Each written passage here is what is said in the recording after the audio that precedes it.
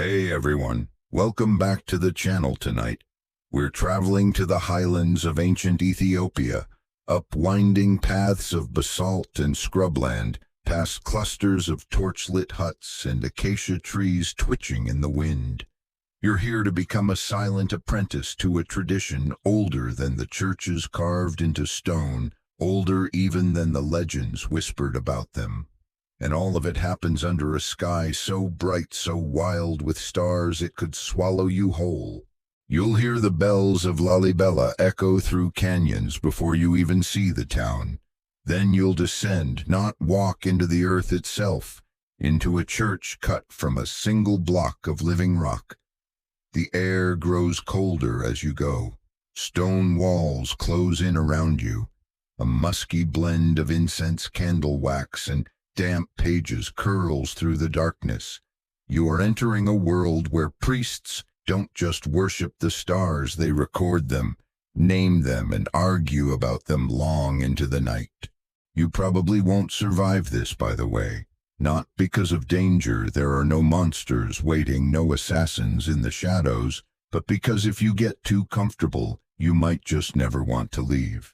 So before you get comfortable, take a moment to like the video and subscribe, but only if you genuinely enjoy what I do here. And I'd love to know where you're listening from tonight. Drop your location and the time in the comments below. Now dim the lights, maybe turn on a fan for that soft background hum, and let's ease into tonight's journey together. You crouch beneath a narrow stone arch, shoulders brushing both sides, and shuffle forward. Your knees ache. Your sandals slip slightly on dust-polished steps, and then the darkness breaks. Torchlight ahead flickers against ochre walls carved in swirls and spirals. You emerge into a chamber barely high enough to stand in, and there he is, your host. A priest in a saffron wrap, hair gray and wild, like a lion's mane, gestures without speaking. His eyes glitter like someone who hasn't quite left a dream. Around him, wooden shelves curve into the rock, like ribs holding scrolls bound in sheep leather, and a few clay tablets that seem far too old to touch. You glance up. High above a square of sky, stares down. It is absolutely packed with stars. And not just a few big ones like you're used to from your city's light-polluted nights. No. This sky feels dense, like it has weight. Constellations bleed into each other. Bright threads connect them in your mind before your rational brain can object. The priest points upward. You follow his hand. His voice is so soft you're not sure if he's speaking or just breathing heavily through his nose. That one, he whispers, is Gedam Kidan, the Star of the Covenant. The name doesn't show up in any star charts you've ever seen, but here it matters. It always has. He motions for you to sit. There is no cushion, just a goat hide mat with strange black stains. When you lower yourself, you realize you're sitting in front of what looks like a carved stone altar. But not for sacrifice, not here. This slab is a table, covered in chalk lines, circles, arrows. Some of them glow faintly in the firelight, dusted with crushed mica or silver powder. This is their star map. They don't draw with ink, not at first. They draw with dust. Ground up rock and ash poured from little gourd bowls. You watch as the priest picks up a thin reed, dips it into a red paste, and dots something on the map. The smell is sharp crushed berries, maybe, or fermented honey. He adds a single mark, then turns to you. The sky changes, he says, but we remember how it was. That's how we know what it's trying to become. It sounds like nonsense, and yet it feels like truth. You realize something weird. This room has no windows, and yet you can still see the stars. Through the skylight above, yes, but even that doesn't explain how bright they seem. They seem to move. You could swear Orion just winked at you. Every priest records a different sky, he murmurs. because no two hearts are shaped the same. And here's your first reality check. Historians still argue whether these maps were scientific or purely spiritual. Some say they tracked seasonal rains and crop cycles. Others claim they aligned rituals to planetary motion. A few outliers insist they were just prayer guides wrapped in astronomy's language. Whatever the truth, you're now part of it. A bell tolls outside 3 low, distant notes. The priest doesn't flinch. He picks up another reed. A different paste. Blue this time. Smells like copper and pine. He motions for you to try. Your hand trembles. You dot the map. Nothing explodes. The stars don't rearrange themselves, but the priest nods approvingly. Now you begin, he says, but slowly. Even Orion had to learn to walk. You wonder if that's a real proverb or just something he made up. But it doesn't matter. You've already started. Your second morning in the highlands begins not with the crow of a rooster, but with stars. You haven't quite fallen asleep when the priest nudges you with the tip of his staff gently but insistently. Your body protests. Your mind mutters, "Isn't it still night?" But he's already rising, robes rustling like dry leaves.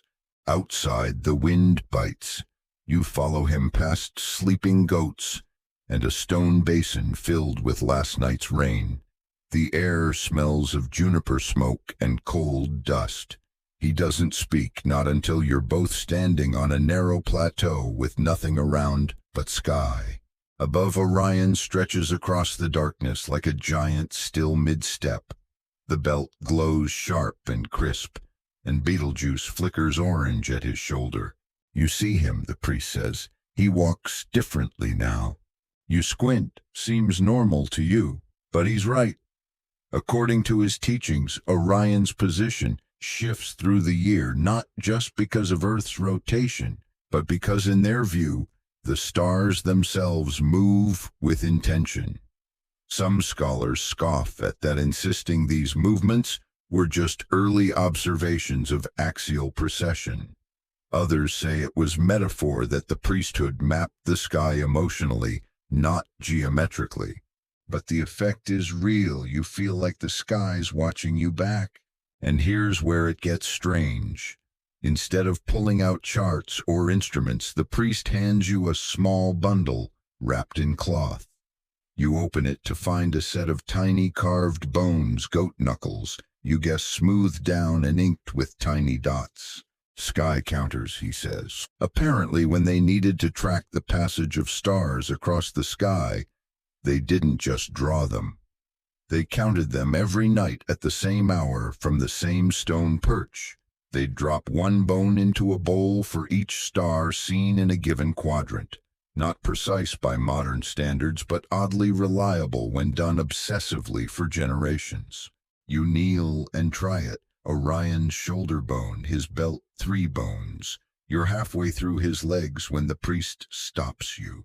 Only what the eye sees before blinking, he murmurs. Anything more is greed. That's their rule. No telescopes, no stretching the truth.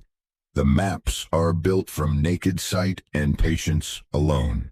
Back inside, you thaw your fingers beside a fire pit, while the priest brews coffee the traditional way, roasting beans in a pan, pounding them with a wooden mortar, and boiling them with cardamom. The bitter smell stings your nose. He hands you a small cup. No handle, just heat and aroma. You see better, he says when your tongue is awake. Modern astronomers might raise an eyebrow at that, but it makes a kind of sense. Caffeine and stargazing have gone hand in hand for centuries. Even Galileo probably had a few strong cups to power through those blurry lenses of his. The priest unrolls a scroll. It's not parchment, it's bark, pressed and cured until it's thin and strong. Symbols zigzag across it in a language that doesn't match any you've seen. You ask about it. This was from the Debris Demo monks, he says. They write differently. You trace one line with your finger. It's soft, almost fuzzy, drawn with soot, not ink.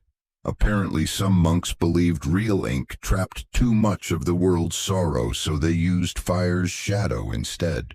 You ask why the scroll is next to a bowl of beans. Because we're awake, he answers with a grin. You're starting to get the feeling that he answers every question like a riddle. Just before midday, you're led to a different chamber higher, this one. It opens toward the horizon like a cracked egg, giving you a view of distant ridges and acacia-covered hills. Here, the stars are replaced with sun tracks. On the walls, carved notches mark the sun's angle at different times of year. Some stars sleep in the day, the priest says, so we track their cousins instead, the shadows. Historians still argue whether these alignments were architectural coincidence or deliberate solar observatories.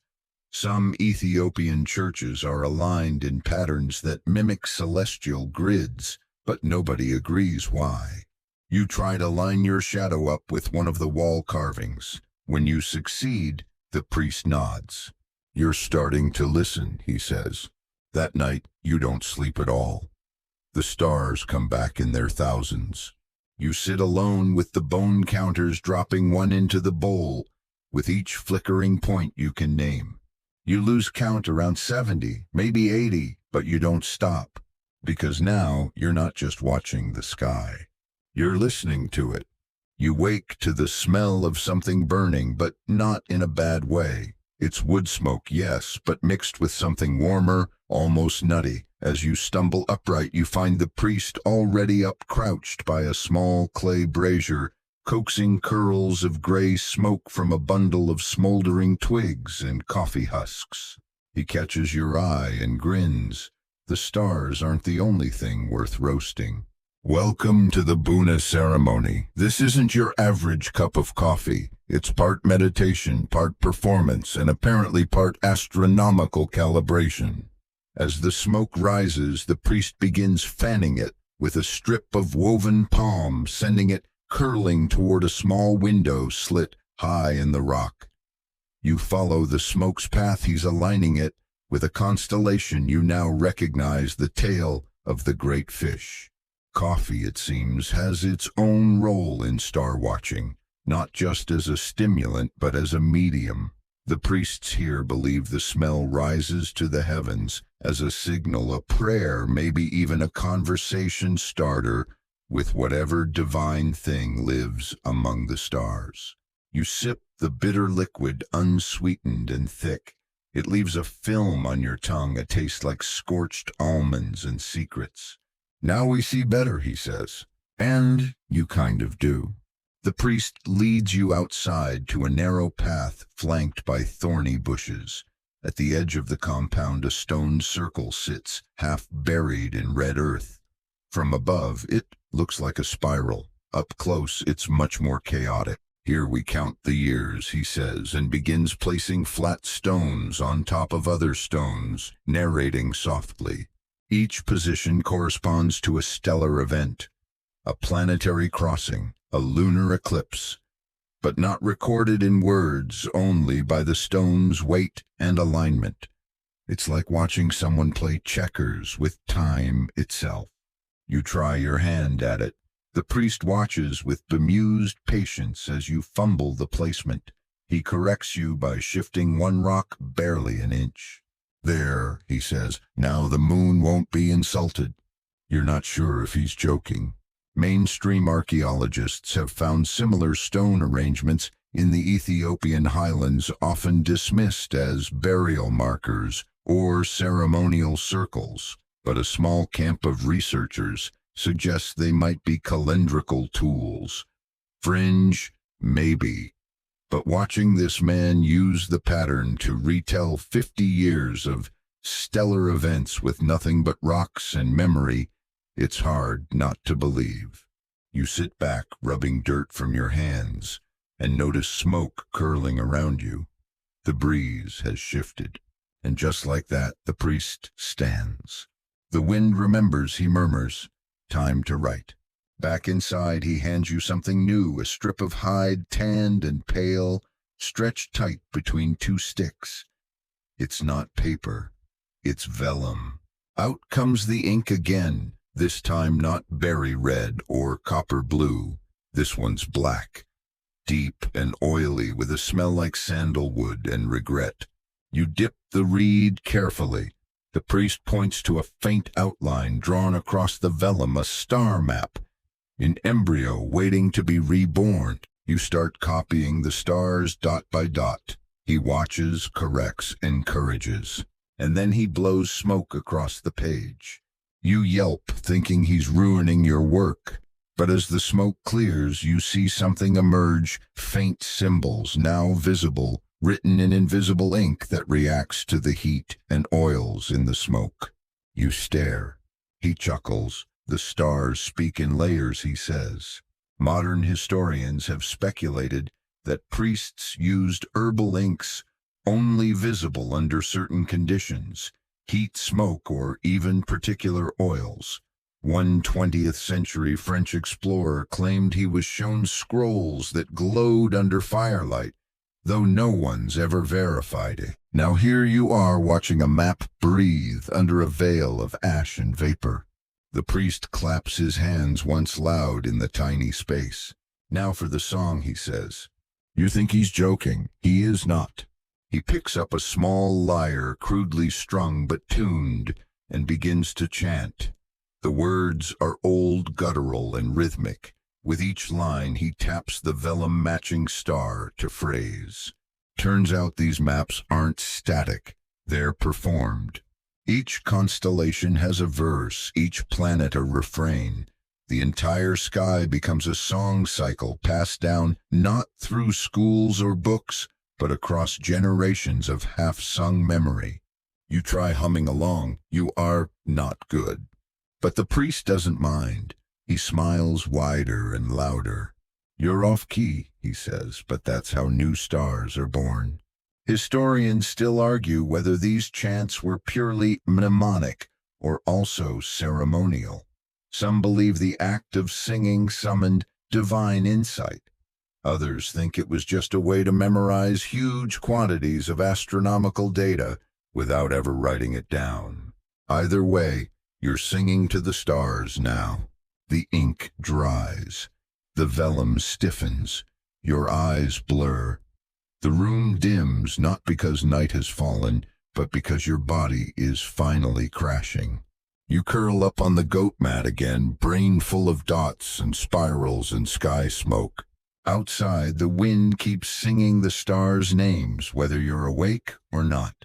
When you wake, the light in the chamber is warm gold filtered through linen and dust. Someone, likely the priest, has laid a shawl across your shoulders. It smells of cloves, candle wax, and something faintly metallic. You stretch bones, creaking like old floorboards, and blink at the low table before you. The vellum is gone. In its place, a smooth block of dark stone, basalt maybe, or obsidian worn soft. It's slightly convex, like a mirror warped by time. The priest stands beside it, stirring a cup of ink with a twig. Today's ink is deep brown, nearly black, and glistens like beetle shell. You reach out, but he shakes his head. This one's not for you, he says. A younger acolyte steps forward barefoot, blinking with the posture of someone who hasn't quite figured out which world he lives in. You're not sure if he's awake or dreaming. He kneels, lifts a stylus carved from bone, and begins to draw on the stone surface in slow looping arcs. Stone scroll, the priest says, lasts longer than any page. You lean in. The markings aren't just decorative, they're functional. Each curve represents a star path, each dot a specific sighting. But what's more fascinating is how he's drawing. Instead of rigid geometry, the lines dance, undulating like the movement of stars if they were alive and a little tipsy. Historians still debate the purpose of these stone records. Some claim they were meditative tools like celestial mandalas. Others insist they served as early timekeeping devices capturing solstice arcs and equinox angles. A few fringe theorists believe they held predictive power primitive algorithms, scratched in stone. You reach toward the stylus. The priest hesitates, then nods. The bone feels smooth, oily. The ink flows easily, and for a moment you understand this is not drawing. This is listening with your hands. You draw a single loop. A faint shiver runs down your spine. Well, the priest says that one's probably a comet. You look at him. Is that bad? Only if it's smiling. He's joking, probably. The acolyte stands, his work done. The stone glows faintly now, ink drying in delicate shimmering rings. The priest covers it with a linen cloth. Let it sleep. Then he gestures you to follow. You climb. Higher than you've gone before, past slits in the wall that let in light, like spears past niches holding dried herbs, past a tangle of ropes that seem to serve no purpose. Finally, you reach a narrow platform that juts out like a tongue from the side of the church. Below the valley, terraced fields, distant villages, a river that winds like a sleeping snake. Above the sun just beginning its descent, and beside it the moon ghost pale and quiet. The priest raises a hand. Chants are for the stars, he says, but prayers are for the sky. He begins to murmur low, slow, the syllables rolling like distant thunder. You join haltingly. He doesn't stop you. And then he pulls out something unexpected. A small flat disc made of clay and bone marked with radial lines and notches. It's a sky compass. Unlike the ones you know, this doesn't point north. It points to the last place a specific star was seen before it vanished below the horizon. Kedam Kedan, he whispers. We follow it even when it's gone. You align the compass with the fading sun. The notches begin to glow, faintly, just reflections probably, but they seem to pulse. You feel dizzy. He hands you a strip of cloth. Cover your eyes, he says. See without seeing. You do. Behind the cloth darkness blooms. But not empty darkness, this is full. A rich, swirling tapestry of imagined constellations. Your breath slows. Your fingers twitch. You feel yourself start to sway. When the cloth comes off, the stars are back. The priest smiles. Now you're ready to hear. You descend again barefoot this time because your feet crave the cold stone. Back in the chamber, the cloth is lifted from the stone scroll. The ink has shifted. New lines have appeared, ones you didn't draw. You look at the priest. He doesn't explain, just sips his coffee and mutters. The stone listens too. Later you watch him prepare ink. He uses sandalwood dust, goat bile, and something you can't identify, smells like cinnamon but stings your eyes. You think we use ink, he says, but really we're using time. Condensed, bottled, released. You believe him. At this point, why not? Fringe scholars have theorized that Ethiopian priests used ink not only for color but as a ritual medium, certain mixtures enhancing memory, others inducing visions. You're starting to suspect they're right. That night the priest invites you to make your own scroll. Not for the stars, but for how you feel about them. It's messy, imperfect. But when it's done, he nods. That, he says, is your sky. And for the first time, it truly feels like it. You're starting to settle into the rhythm of this strange life. Equal parts ritual and stargazing, silence and song. The line between waking and dreaming has blurred. You can't quite remember what day it is, or if that even matters. This morning you find the priest crouched at the edge of a narrow trench dug into the stone floor. He's humming tunelessly, coaxing a shard of light to fall just so across the far wall. There, he says, tapping the wall with a stick, moon left a bruise. You peer closer. A faint crescent-shaped smudge glows in the shaded corner. Not paint, not chalk, just light bouncing strangely off the stone. It's time he tells you to learn how they chart the moon's moods. He pulls out a bundle wrapped in dyed cloth, deep green, faded at the edges. Inside are dozens of thin papyrus slats, each etched with geometric scribbles, star patterns, and what looks suspiciously like doodles of birds. Goat papyrus, he says proudly. Not from goats, just smells like them. You lift one and immediately recoil. He wasn't joking. It does smell like goats. Wet goats. The priest laughs and hands you a fresh slat. Use this one. Moon likes it better. Apparently the moon has preferences. He explains between slurps of his ever-present coffee that these slats are lunar diaries. Each one tracks the moon's behavior over several nights, its rise time, brightness, the direction of its tilt, and even how bold it looked. Yes, boldness. He taps one slat showing a full moon with extra radiating lines. This one picked fights with the hyenas. You glance at him, trying to gauge whether this is a metaphor or just his usual poetic nonsense. Historians still argue whether these recordings were astronomical logs or moonlit mood journals, he says, with a grin that dares you to choose a side. You follow him up a short stairway into a chamber with a slanted ceiling and a perfectly round opening at the top. Moonlight filters through, landing on a flat stone in the center. This is the moon room. The stone in the center is polished to a dull sheen. Cracks run through it like tiny rivers, and yet the priest swears it was given by the sky. Tonight you're tasked with measuring the moon's arc using string shadow and a terrifyingly cheerful monk who smells faintly of cloves and goat cheese. He introduces himself by simply saying, "I'm the crooked scribe." You can see why.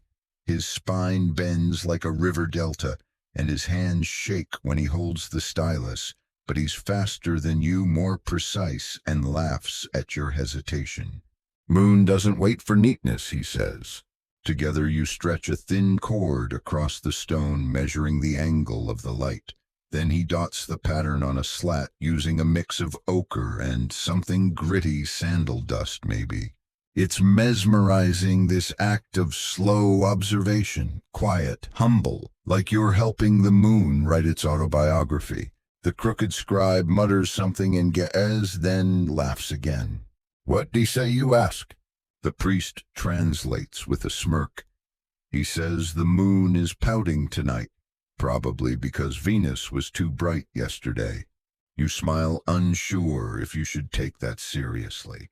But then he hands you a fresh slat. It's your turn. Your hands aren't as steady, your dots less symmetrical. But still you see the curve now. You feel the motion in your fingertips. The crooked scribe pats your shoulder. Moon likes you. Not much, but some. Later, back in the main chamber, the priest lays out several lunar diaries in a spiral on the floor. Each one, he says, is a whisper. Together they shout. He invites you to walk the spiral slowly in silence. You do. With each step, the moon's journey unfolds beneath you. Full, waning, half, sliver, disappeared, returned. Each slat is a phrase. Together they are poetry. You stop at the center, look up. The skylight frames the moon like an eye. The priest kneels beside you. Some say the moon is a mirror, he whispers. Others say it's a mouth. You ask what he thinks. I think it listens more than we do. Mainstream scholars often miss this layer, the emotional tracking, the relational storytelling woven into lunar observation.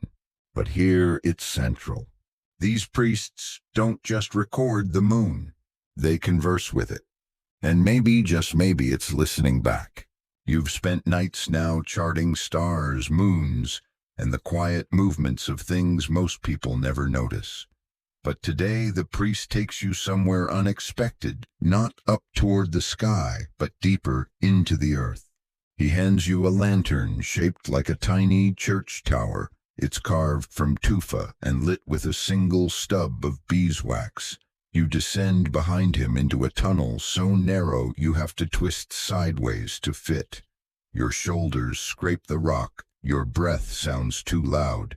Down here, he mutters, the bells are silent, but the stars ring louder.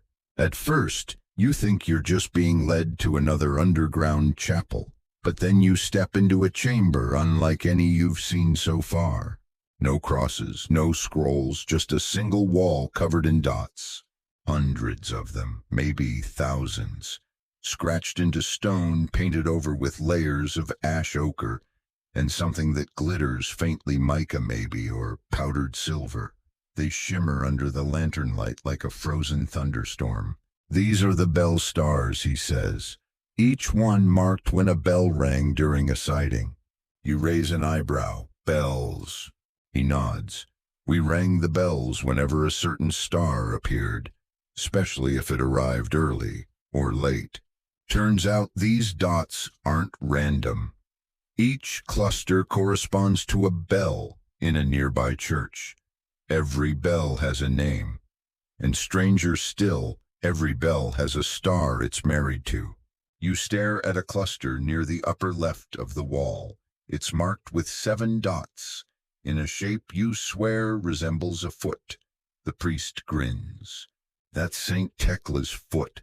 His bell rings when that star passes the ridge. If it rings early, someone's sick. If it rings late, someone's hiding.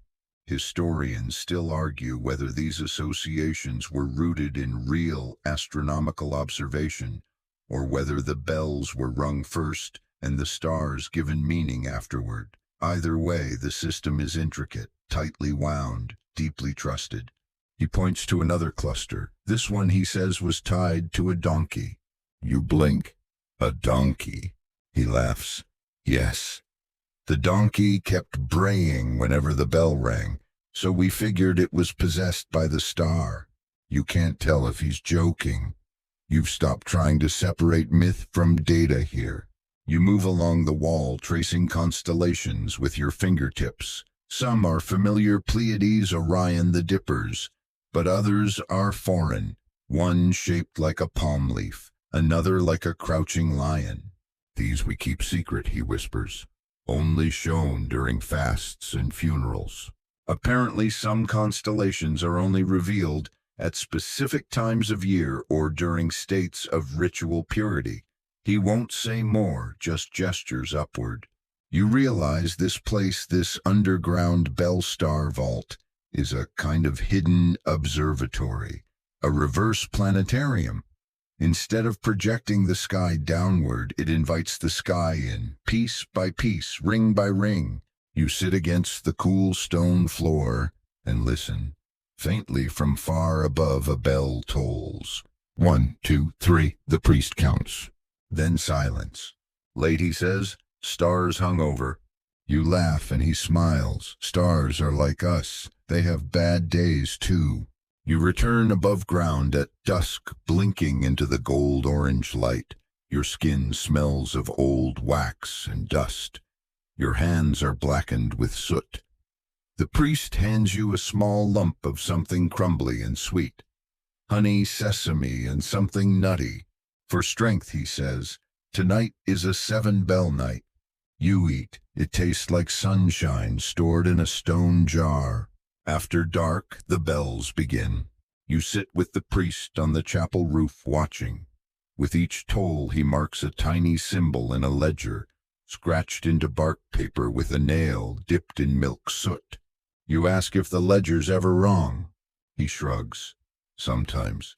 But when it is, the goats usually let us know. The goats. Don't worry, he says. You'll see. An hour later, one of the goats headbutts the bell tower. The bell chimes once alone. The priest makes another mark. That star was sulking. This place is strange, sacred, slightly ridiculous, and yet in its absurdity deeply ordered. You finally understand what he meant. The bells aren't just about sound, they're about timing, about linking heaven to earth through regular, rhythmic reminders. And somewhere between goat bell chimes and sacred foot-shaped constellations, you realize these priests weren't just observing the sky. They were living in tune with it. You don't expect to spend your morning inside a clock made of bones, but here you are. It starts when the priest hands you a rough cloth bag with something oddly heavy and clanky inside. You open it and pour the contents into your lap bones. Lots of them. All small goat phalanges, bird vertebrae, maybe a few carved pebbles pretending to be bones. Each one is notched or inked or scraped with strange patterns. These are the gears, he says. He's not being metaphorical. You follow him to a wide stone platform carved into the side of the church. The view is astonishing. Miles of rocky highland stitched with dry riverbeds and fig trees. At the center of the platform is a sunken groove, about waist high, forming a ring around a central spike of polished basalt. This is our sky clock, the priest says, and drops a bone into the groove. It clatters into place. You add another, then another. They begin to form a spiral. You're building time. Each bone represents a moment, specifically a star's reappearance after a period of invisibility. Some are brighter, louder, and more important. Others are filler celestial background noise. When the last bone fits, he says, you'll know what month it is. You pause. Don't you already know? Sure, he shrugs. But the stars like to confirm. Historians still argue whether these arrangements functioned as proper calendars or as teaching tools. The mainstream view says these bone spirals were mnemonic aids for oral transmission. But one stubborn German archaeologist claimed to have timed them perfectly to a 364-day lunar-solar hybrid cycle. He published 3 papers, then promptly vanished into the Danakil Desert.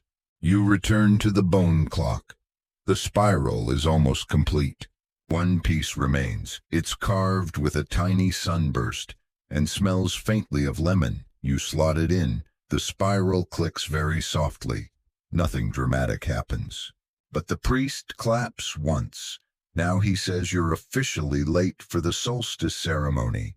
You rush behind him past other priests, lighting small oil lamps, past children, tossing stones into goat troughs, past a woman pouring frankincense over a brazier shaped like a lion's head. The solstice ritual isn't grand, it's precise. 3 priests take turns marking the shadow of a staff as the sun crests a particular ridge. The shadow shifts, shortens, then lengthens again. At the exact moment it matches a notch carved into the chapel's northern wall. Everyone exhales in unison, you included. Then in a quiet chant, low, rhythmic, half-sung, they recite the names of the 12 heaven clocks. These are not constellations exactly. They're timekeepers, sections of the sky that preside over hours of the night, seasons of the year, even moods of the soul. The 6th clock is especially important. Dabrahiwot, the priest whispers, the clock of silence. Apparently, this clock governs the time just before dawn when the stars hesitate and the animals go quiet. It's considered sacred and slightly dangerous. No jokes during the silence, he says. That's when truths leak out. You try to ask a question, but he raises a finger to his lips. The moment passes. The sun crests fully. Then comes the bell again. 1 long ring, 3 short. The priest nods. Jupiter's arrived. You squint toward the pale blue sky. No stars are visible. But he's right. Somewhere behind the glare, Jupiter has crossed a sacred line.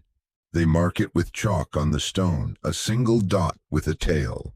Not a stylized drawing, just a mark, a record. Later, the bone clock is disassembled, cleaned, and returned to its sack. You carry it this time. Feels heavier now, you say. Because now it knows you, the priest replies. Back inside, he shows you the tally scroll, a long roll of parchment marked with tiny strokes like counting lines. Some are circled, others crossed. None are labeled. You ask what it means. Every bone placed, every bell rung, every moment caught, we count them, he says. But we never name them. If we name them, they become history. And history forgets how to listen. You sit with that for a moment. Then he smiles. Still want to be a timekeeper? You nod. Good, he says, because tonight the clock breaks. You blink. Breaks. He grins. Don't worry, it does that every year. The sky is still velvet dark when you're shaken awake. Time to chase the screamers, the priest mutters, eyes glittering. You don't ask. You just get up, wrap yourself in your cloak, and follow him through an arched gate you didn't notice before. The path twists along the cliff's edge where wind whistles like a flute through jagged cracks. Below, a sheer drop into a valley shrouded in mist. Above, the Milky Way spills like flour across black slate. You're not alone. Two younger acolytes join you, each holding bundles of scrolls tied with goat sinew. One carries a tiny lamp, but the flame is blue, not oil, but some kind of plant resin that burns cold and eerie. The priest leads you to the very edge of the cliff and stops. Listen, he says. You do. At first, nothing, then howls. Not wolf howls, not human either. High, ululating, distant, yet sharp. A chorus of hyenas echoing from the canyons below. They're laughing at Mars, the priest says, completely deadpan. You glance up. There it is, Mars. Low, red, and shimmering with faint malevolence just above the horizon. Tonight is a screamer's crossing. When Mars appears this close to the horizon just before moonrise, the local hyenas tend to get, well, rowdy. The priests noticed centuries ago, so they started keeping records, not of the hyenas, but of what happened when they howled. You're handed a scroll. You unroll it carefully. It's brittle and musty. Inside, columns of symbols, drawings of hyenas in various poses and little circles marked with scratches. One is shaped like a jaw, another like a spiral. This one, the priest says, was the night someone tried to steal our moon compass. The hyenas screamed so loud the thief jumped into a cactus. Historians still argue whether these hyena maps were serious astronomical tools or more like pastoral folklore. Some claim they tracked predator behavior in relation to lunar and planetary phases. Others believe they were just funny stories with timing coincidences. But the dates line up with real celestial events. You're given a reed pen. It's your turn. The priest points to Mars. Mark its place, just beside that canyon star. You squint. He means Antares' bright red rival of Mars. Your hand is trembling, whether from cold or awe, you're not sure. You draw a circle, then the open jaws of a hyena. The priest nods approvingly. Good. That one bit a monk once deserved it. As the hyenas keep cackling, the priest lays out a wide sheet of bark paper. It's not for writing, it's for mapping screams. He and the acolytes close their eyes. Every time the hyenas howl, they tap the paper in a pattern, location, volume, duration. It's less scientific and more intuitive, like jazz mixed with Morse code. Then he holds up a hand. Silence. No howls, no wind. Then, a low rumble, not from animals, but from the earth itself. A tremor, small but real. The priest's eyes narrow. Ah, now the screamers have seen Saturn. Sure enough, Saturn is rising, pale yellow, almost shy. They mark it with a spiral overlaid with what might be a goat's face. You lean in. The priest explains that some planetary appearances are predicted by the hyenas before they're visible. It's either superstition or incredibly accurate long-term observation. No one agrees. One fringe theory suggests that priests were using natural infrasound cues to associate animal behavior with seismic or planetary motion, like star-augmented animal seismology. Sounds wild, but also plausible. Back at the edge, the priest lights a small fire of dried herbs. The smell is sharp mint and resin and something like burnt honey. He waves the smoke toward the sky. Let them know we heard. You ask, heard what? He shrugs. Whatever the stars were laughing at. The hyenas fall silent. You all pack up. On the walk back, you ask if the screamers are dangerous. He laughs. Only if you mock their charts. The blue flame dies as you re-enter the stone tunnels. The temperature drops. Your ears are still ringing not from noise but from the sheer strangeness of that whole ceremony. Later, as you lie awake, you realize something. The screamer's ritual wasn't about fear. It was about awareness, listening, honoring even the unsettling noises. Because sometimes the stars don't whisper, sometimes they shriek, and if you're lucky, you're invited to laugh along. You're barely awake when the priest shakes you again, murmuring time to find the crosses. Not the ones in the chapel, you're told. These crosses float, shift, sometimes vanish. You stagger into the dawn, chill eyes half closed, clutching a fresh scroll still warm from where it was pressed under someone's arm all night. This morning's task is something you hadn't expected, finding cruciform constellations, cross-shaped star patterns that according to the priests appear in the night sky only during specific sacred weeks and only when viewed from precise spots across the highlands. Some crosses only exist for the faithful, the priest mutters as he stabs his walking stick into the earth, or for those who haven't blinked in a while. You begin the climb to a higher ridge you haven't visited yet. The view expands with each step, more valleys, more scattered farms, more sky. But what's truly strange is the way the priest insists on stopping to pray at 3 different cairns along the way. They're not for the dead, he explains. They're for alignment. Apparently, these piles of stone are ancient observation points, visual anchors the priests use to mark when celestial crosses first appear. When you reach the top, he sets down a flat, polished mirror held in place with goat hair twine and pebbles. You expect him to use it to look at the stars, but no, he faces it toward the sky just before sunrise. Now watch, he says. And then it happens.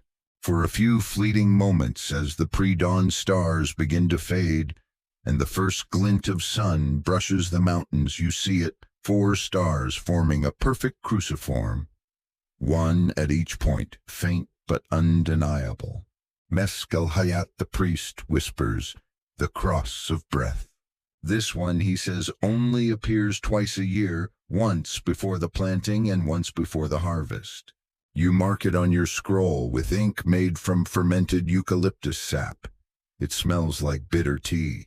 And here's the kicker: historians still argue whether these cruciform constellations were real or culturally constructed. Some claim they're just asterisms, random groupings of stars that happen to look cross-shaped from certain angles. Others believe these alignments reflect an early effort to sync liturgical calendars with the stars. And a few quietly suggest something stranger, that the priests projected symbols onto the stars as a form of visual theology. You prefer the priest's explanation. Some stars bend for prayers, some don't. After the cross of breath fades, you hike to another ridge, this one windier, lined with twisted acacia. The priest tells you to lie flat and stare straight up. You do. And there it is again. Another cross. Fainter, skewed. That's the crooked martyr, he says. That one only shows when you've told the truth recently. You laugh. He does not. He brings out a faded scroll and compares it to the sky. The scroll is covered in tiny crosses, each one different. Some perfect, some lopsided one that looks like it was drawn mid-fall. Each is named, each has a legend. Some are said to appear only when a righteous elder dies. Others when the city's wells are full. A few only when a child dreams of falling. And it's not just poetic fluff. These priests have centuries of these diagrams, stored in caves folded into bone tubes carved into basalt. Later, as the sun rises higher, you ask how they knew these patterns weren't just chance. The priest turns, grins slyly, and says, "We didn't." That night you return to the chapel with aching legs and a scroll covered in tiny crosses. You expect to rest, but instead the crooked scribe returns, clapping his hands. "You missed one," he says. He points up at a cluster you've seen before but never seen, 4 stars forming a tilted cross blinking against the black. "Last one," he says, "only shows itself when you stop looking." You laugh again. This time he joins you. You mark it down. Another cross, another whisper, another reason to look up. Because in this place the stars don't just tell time. They confess. You spend the morning scraping mango pulp off a piece of vellum. Let's back up. Last night, after your 5th bowl of lentil stew and a short-lived attempt to play a 4-string lyre that sounded like a squeaky door hinge, the priest introduced you to Abba Nahom. He's ancient, like possibly carved from driftwood ancient, beard to his knees, eyes like wet charcoal, laughs like he invented it. This is the one who sees Mars differently, the priest says almost reverently. You're about to greet him when Abba Nahom shoves a scroll under your nose. It smells sweet like overripe fruit and hot paper. I told them the old man growls Mars is a mango, not a god, not a warrior, just a mango that got too close to the fire. You blink, he's serious. He grabs your arm with surprising strength and drags you into a low-ceilinged chamber with dried mango peels hanging from the walls like sacred relics. The floor is covered in illustrations, Mars in all its phases, drawn in red-orange, even gold leaf, each version progressively rounder and juicier. And now here you are scraping mango pulp off a fresh page as instructed. You can't draw Mars until you smell it, Abba Nahom mutters. He hands you a mix of powdered clay and mango paste. It's sticky and luminous.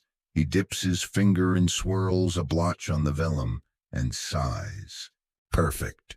You mimic him, cautiously smearing the paste. It's fragrant, warm, and somehow comforting. According to him, Mars's visibility aligns with mango season in certain regions. In particular, the planet's brightest annual appearance often coincides with the fruit's peak ripeness. Coincidence, probably. Then again, historians still argue whether the association was symbolic, seasonal, or purely culinary. The scrolls here make it clear when Mars rose large and red, the priests celebrated, not with battle chants, with mango offerings. Some diagrams even pair star charts with recipes. You're shown one with the words, "Mars hot and honeyed, serve with sour flatbread." It's written in looping ge'ez and illustrated with a tiny man offering fruit to a very grumpy-looking star. Would Mars like that, you ask? Not our concern, Nahom replies. We're not feeding Mars, we're explaining it to the goats. You raise a brow. He nods solemnly. They understand more than they let on.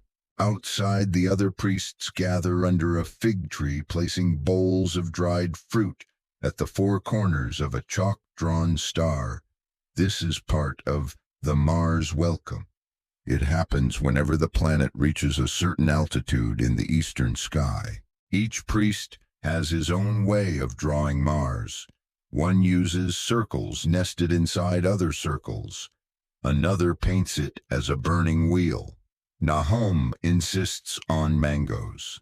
You're invited to choose your symbol. You draw a wide orange smear, then add tiny gold flecks around it. That's not Mars, Nahum says. That's Mars thinking about being Venus. You laugh. He does not. But he still nods in approval. Later he takes you to a tiny stone box tucked under the chapel floor. Inside, scrolls of nothing but planetary faces. Mars grins. Mars frowns. Mars wears a tiny crown. Mars weeps. Mars eats soup. These aren't for science, he says. They're for empathy. Apparently, the priest believed that understanding the planets meant learning how they felt. Each major celestial body was personified, yes, but more than that, observed emotionally. One scroll lists Mars as hot, heavy, wounded, slightly smug. Another simply reads, "Tonight Mars is humming." Modern scholars scoff at the idea of planetary moods, but a few fringe thinkers have started exploring whether ancient cultures encoded emotional weather alongside celestial motion. Not astrology exactly, more like astro-empathy. Before bed you ask Nahum if Mars has ever changed its mind. He chuckles. Once. It stopped rising for 2 nights, hid behind the clouds. We all dreamed of ripe fruit that week. The mangoes apparently were excellent. You fall asleep that night with your hands stained orange and your brain swirling with planetary facial expressions.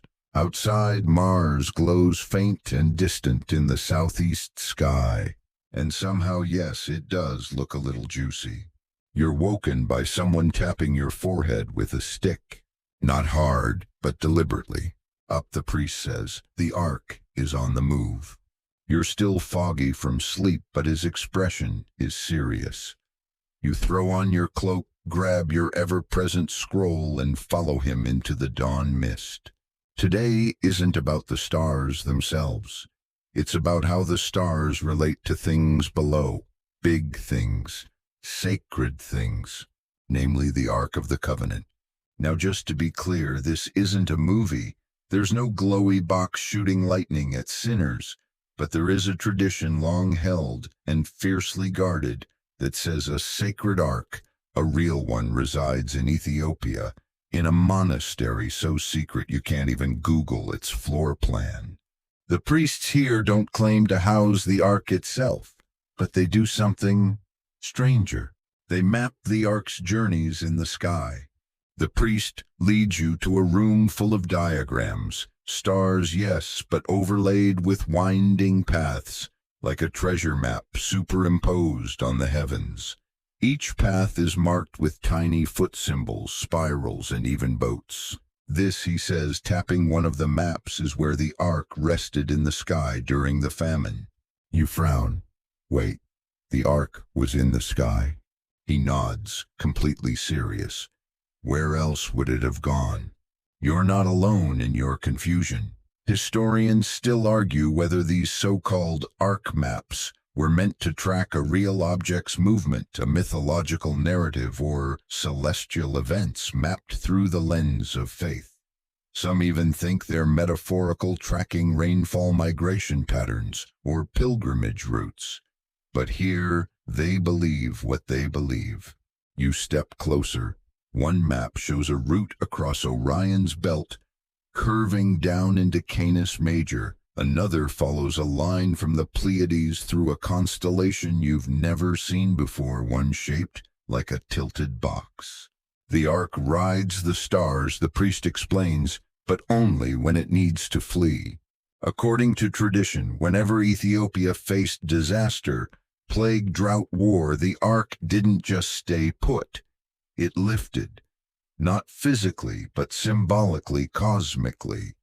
And the priests recorded where it rested among the stars, each resting place aligned with a specific ritual, fast, or chant. You ask how they tracked these movements. He hands you a curious tool, a disc of wood marked with holes, grooves, and 4 colored beads that roll when tilted. It looks like a mix between a maze and an abacus. Ark compass, he says, tells us which sky path to follow. You hold it up, tilt it. The beads rattle into new configurations. The priest frowns. "That's a warpath," he mutters. "We'll take the long way." He shows you how it works. Depending on where the stars are and what day it is, the beads shift into one of several routes. Each route corresponds to a celestial exile or return of the ark. It's a blend of sky-watching memory and quiet panic. The oldest of these routes is burned into a piece of bone. Some say ox, some say angel. It shows the ark vanishing behind the moon for 7 nights before reappearing just above the star called Sheol's Eye. Nobody agrees what Sheol's Eye is. You suspect it might be Saturn, but the priest just shrugs. Some stars are shy. Later that morning, the community gathers around a square platform in the shadow of the church. They lay out their ark route in chalk, then walk it barefoot in silence. You join. Each step is taken on a wordless beat, timed to a rhythm older than memory. You walk from Orion to the Hyades to the vague region of upper silence. At the center, someone places a small wooden box. It's not the ark, but it represents it.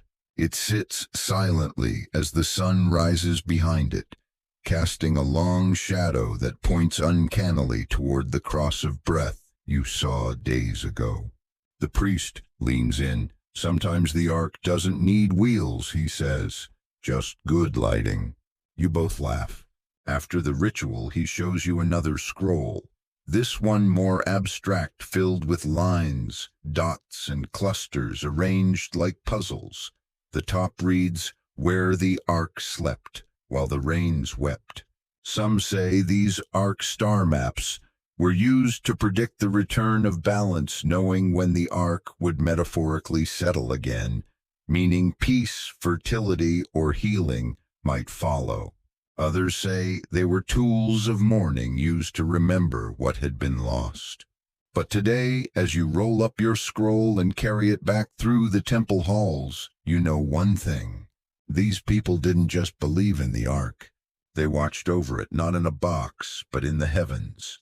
Because sometimes the most sacred things aren't hidden away.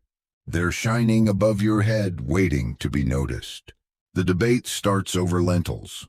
Not politics, not doctrine, not even whether the stew needs more salt. No, tonight's quiet argument is about a star that may or may not exist. You're seated on a wool mat beside the crooked scribe who is poking at his food with a twig like it personally offended him. Across the fire sit 2 priests, one young and overly confident, the other old enough to remember when goats were allowed in the inner sanctum. Between them lies a scroll open to a page, filled with dense symbols and one faint cluster of stars drawn in red ink. The younger priest points at it. The lion star of Sheba. He declares, rose 3 days before the queen dreamed of the white fire. It is real. The elder grunts. No, that was Venus in disguise. The lion was her imagination. The crooked scribe snorts. Imagination doesn't leave footprints on clay. You naturally ask what the lion star of Sheba is. Everyone begins talking at once. Here's what you piece together. According to Highland legend, during her travels to Axum, the Queen of Sheba looked up one night and saw a new star, bright, pulsing, shaped like a lion mid-pounce. It followed her for 3 nights, then vanished. The priests call it Gator Negus, the Kingmaker Star. There's a carved map in the southern chapel that marks it with a glyph shaped like a lion's paw, angled just below Sirius. But here's the issue. There's no known star where they say it should be. Modern astronomers have tried to match it with variable stars, supernovae, even distant planets seen under rare atmospheric conditions. Nothing lines up. Historians still argue whether the Lion Star was a myth, a misidentified planet, or a lost piece of oral sky lore. You're handed a chalkboard and asked to vote. Yes, no, or maybe, but it was probably a goat with a halo. You go with the third. Laughter all around. But then the elder grows serious. He opens a smaller scroll, faded and flaking. On it, drawings of the lion star appearing across different centuries, always near the same location, always tied to moments of upheaval or transformation, a royal birth, a drought broken, a temple saved from fire. They've tracked it, and it moves. Not like a regular star, more like an idea with a preferred orbit. The priest hands you a small telescope. You look through it toward the designated region, nothing but black sky and a few ordinary stars. You won't find it now, he says. It only comes when something is about to shift. Shift? How? He shrugs. Ask your bones. Later you help sort star records into carved niches along the wall. Each is marked with a different animal. The lion section is the biggest. Not just Sheba's star, but others, the crawling lion, likely Leo, the roaring cub, possibly a misaligned cluster, and the star with a tooth, definitely poetic license. According to the crooked scribe, the priests use these stories not just to track stars, but to explain why certain moods descend on a people at specific times. When the lion star stirs, he whispers, so do old ambitions. You find a piece of bone etched with a lion and 7 dots. What's this, you ask? That, says the elder, is the chart we buried when the last empire fell. He means it. They buried the star map, then unearthed it 50 years later to reinterpret its message. You ask if that's common. Oh yes, the young priest says. When the stars don't cooperate, we let them rest. The debate resumes after dinner. The lion star's existence is still unsettled. Some insist it's a metaphor, others that it's a spirit. A few whisper that it only appears when the country is on the brink of rebirth or collapse. One thing's for sure, it means something. That night you sit on the chapel roof and stare at the sky where the lion star should be. You see nothing, but you feel something. A stillness, like something holding its breath, and you realize whether it's real or not almost doesn't matter. Because the star has done its job. It's made people pay attention. And sometimes that's the only kind of truth that lasts. You wake to the sound of metal against stone, slow, rhythmic, purposeful. A scraping not of destruction but of craft. The priest has brought you to the edge of a sunlit courtyard tucked between chapel walls, like a secret garden of dust and smoke. Here in the center sits a wide table made of wood so old it looks petrified. Upon it tools, bone fragments, thin chisels, and one very worn-out spear shaft. Correction, former spear shaft. Today you're learning about the astrolabes carved from weapons. The priest gestures to the spear. Once belonged to a war captain. He saw a comet, gave up battle, gave us this. He pats it gently. Now it tells time instead of ending it. You lean in to look. The spear has been hollowed and refitted with rotating wooden discs.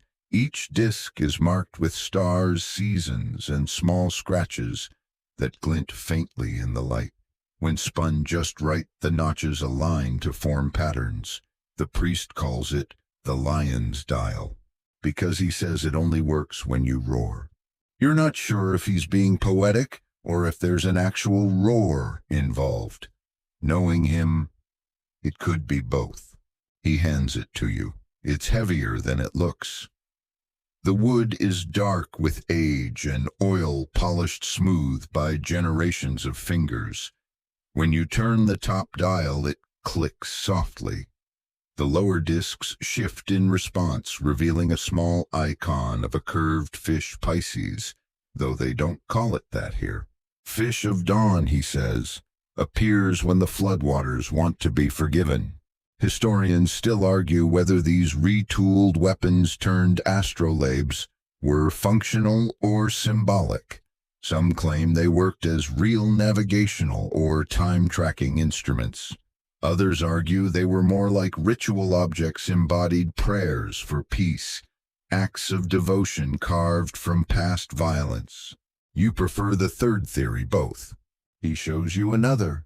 This one was once a blade still sharp at the edges. Now it's etched with celestial diagrams. At the center, instead of a compass, a tiny bone figurine of a bird. He turns it, and the bird spins. That's the seasonal pointer, he says. When it stops flapping, the dry season's over. The craftsmanship is impressive and strange. There are no numbers, no degrees, just symbols, leaves, teeth, flames, rivers, stars. This one was made during the Red Comet year, he says, when goats gave birth too early and the sky stayed orange for 10 nights. He doesn't need to tell you how that ended. One of the carved discs is cracked clean through. You run your thumb along the break. It's smooth now, burnished by time. Later, he takes you to a smaller room tucked behind the main chapel. Inside, a wall of pegs. Each peg holds an object that once served a different purpose. A bell clapper turned sky measurer, a pestle transformed into a lunar dial, a camel harness cut into a celestial belt chart. One item stops you cold, a child's sandal. It's been flattened, soaked in resin, and etched with a single curved line and 5 dots. The priest sees your confusion. His mother saw the Pleiades in a puddle, he says. Said they followed him. You can't speak for a moment. He removes it gently, reverently. Not all astrolabes tell time, he whispers.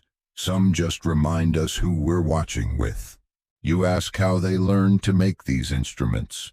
There were no manuals, no universities, no diagrams in dusty European libraries. He smiles.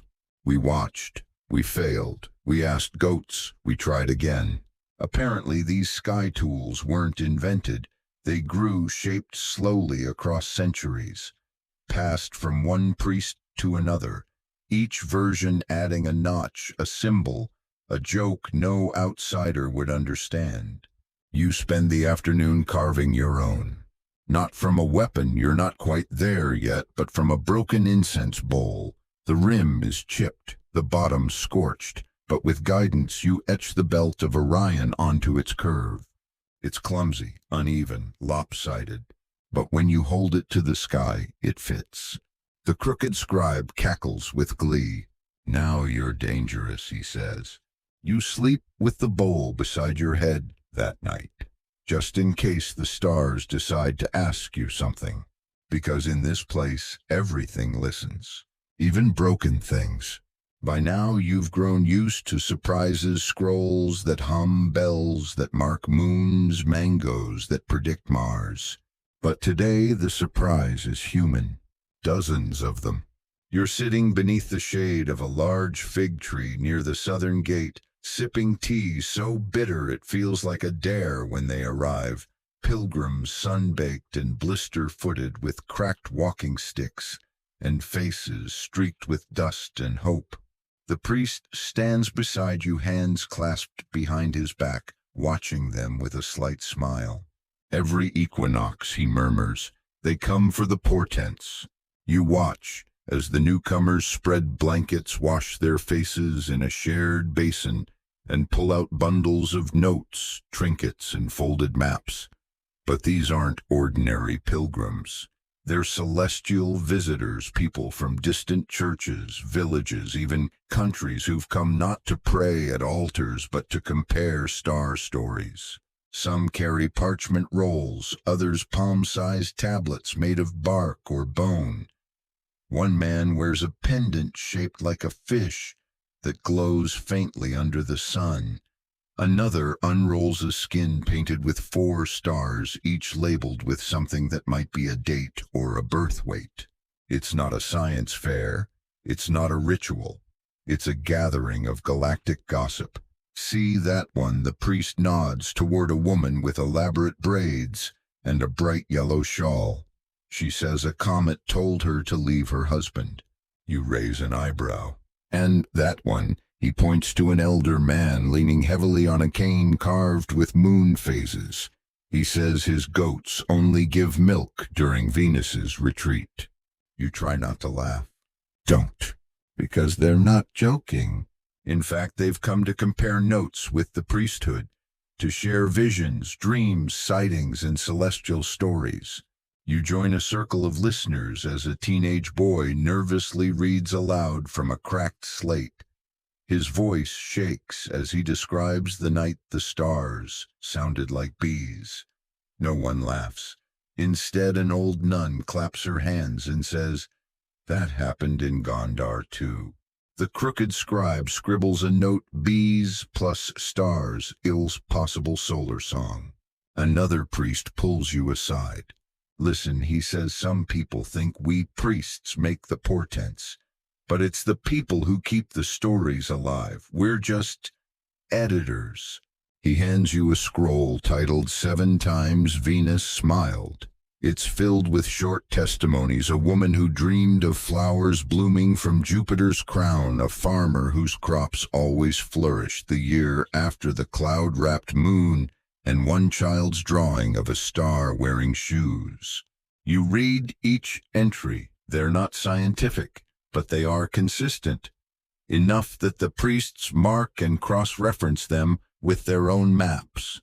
This one, the priest says, tapping the Flower Jupiter story, matches what Nahum recorded in the Mango year.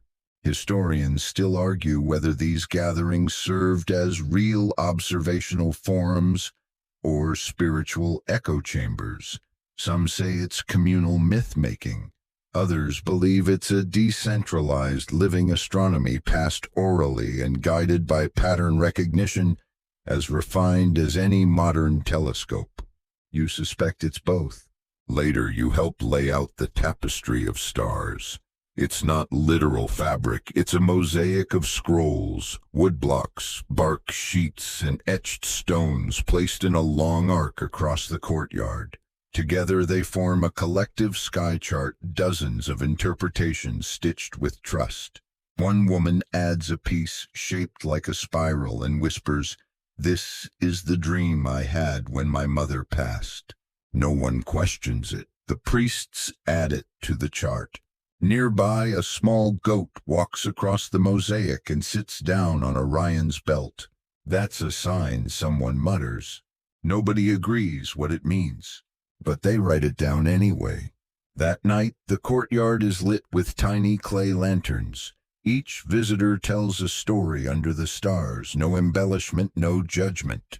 One man insists the stars once blinked in response to a question. Another says his daughter was born during a lunar eclipse and now speaks 3 languages she never studied. Someone plays a flute, someone else hums in harmony with the wind. You sit beside the priest, eyes fixed on the sky. Do they all believe the same thing, you ask? No, he replies, but they all believe something. You think about that. How belief, even when fractured, still forms constellations. Dots connected by trust, hope, and shared wonder. Before sleep, you help collect the scrolls. Some are kept. Some are burned, returned to the stars, the priest says. And some are slipped into the walls, hidden like seeds, waiting for the next stargazer to dig them out. You find him sleepwalking in sand, the crooked scribe, barefoot arms extended like a diviner, gliding across the floor of a half-buried chapel you didn't even know existed. A lantern flickers from a hook overhead. Its shadows stretch him long and thin like a sketch in motion. You're about to wake him, but the priest grabs your sleeve. No, he whispers. He's writing the stars again. You look down. The floor is covered in sand, fine-grained pale gold, raked smooth, and the scribe is tracing patterns with his toes, leaving curving trails, clusters of dots, and looping whirls behind him. At first it seems random, but then you recognize a curve you've seen before, a lunar arc, a mirrored crescent, A constellation barely, but there it is.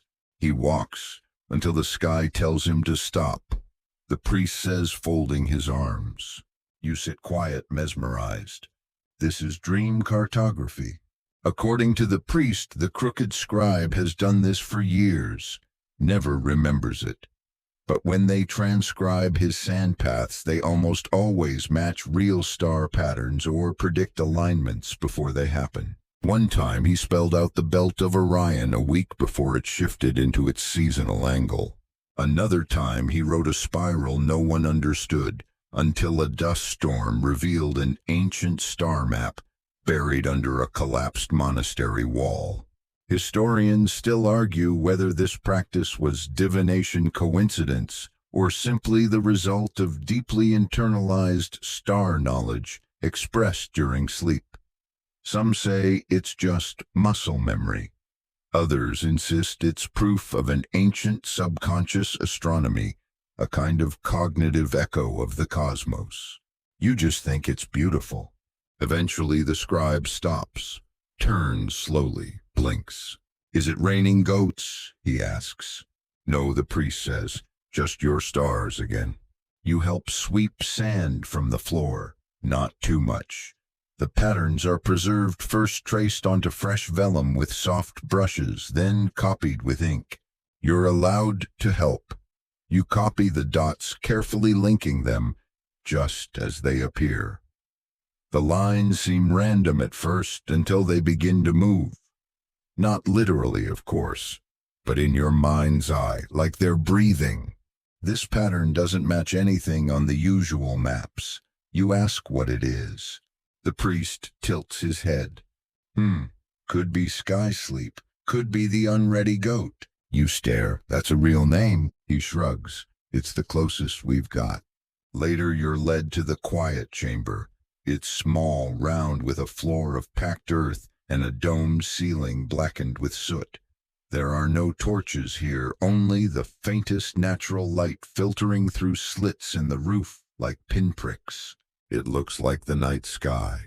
This, the priest explains, is where they train their memory. You lie on the floor. Above someone slowly opens a stone disk overhead, letting in starlight one sliver at a time. As each light spot appears, a voice, soft, slow, speaks the name of the star, not just the modern label, but the local name, its nickname, its mood, its temper. A ruddy one who forgets the sea. Demdash the sulker. Johannes's eye, the watcher of thieves. It goes on for nearly an hour, and with every star named you feel a little less like yourself and a little more like something ancient, something wide. Then darkness, silence. You feel the floor beneath you. Feel the echo of stars in your bones. Then the whisper, now walk. You rise, you walk. You don't know where you're going, but your feet find the pattern, slow and sure, carving shapes in the dust. You dream of lines, of eyes in the sky, of stars blinking yes and no. When you wake, there's a scroll by your side. Your name is written at the top, below a copy of the pattern you made in your sleep. It's familiar. Sky sleep, the priest says, sipping coffee. Or maybe something new. You ask if you can name it. He raises his cup in salute. If you walked it, you've earned it. You think for a moment. Then Wright whispers while dreaming. He smiles. We'll add it to the wall, because here dreams are data. And even while you sleep, you're still mapping the stars. You're up before the sun breath, fogging the cool air, wrapped in a borrowed shawl that smells like old cedar and roasted barley. The priest is already outside, barefoot, staring at the horizon. Today is about light, but not just any light. This is Orion's light. His belt, the priest mutters, knows when to wake the world. You look skyward. The familiar trio of stars still hangs there, faint in the growing dawn, angled just so above the rocky hills. They look sharper, somehow brighter than usual. There's a hush in the wind, as if the landscape itself is holding its breath. This is the belt alignment morning, the priest says. It only happens twice a year when the shadow of the column meets the whisper of his middle star. That sounds poetic, but when you follow his gaze, you see it's also precise. Beside you is a low column carved from a single piece of basalt. There are dozens of these around the chapel grounds, but this one has a thin groove down its center. The groove aligns with the horizon, and for about 7 minutes, no more, no less, when the stars are just right, the central belt star of Orion lands in that groove, like a pearl in a thread loop. Now, he says, and you watch the star dip directly into the groove. No flash, no sound, just a line, a perfect starlit thread drawn between the heavens and this lonely stone column. You're struck silent.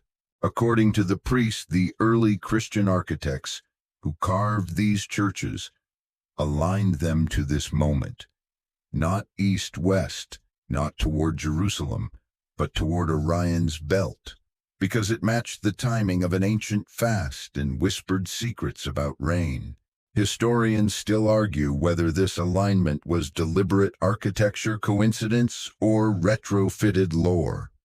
A few believe the grooves were astronomical sightlines for tracking solstices or meteor paths. Others say they were for drainage.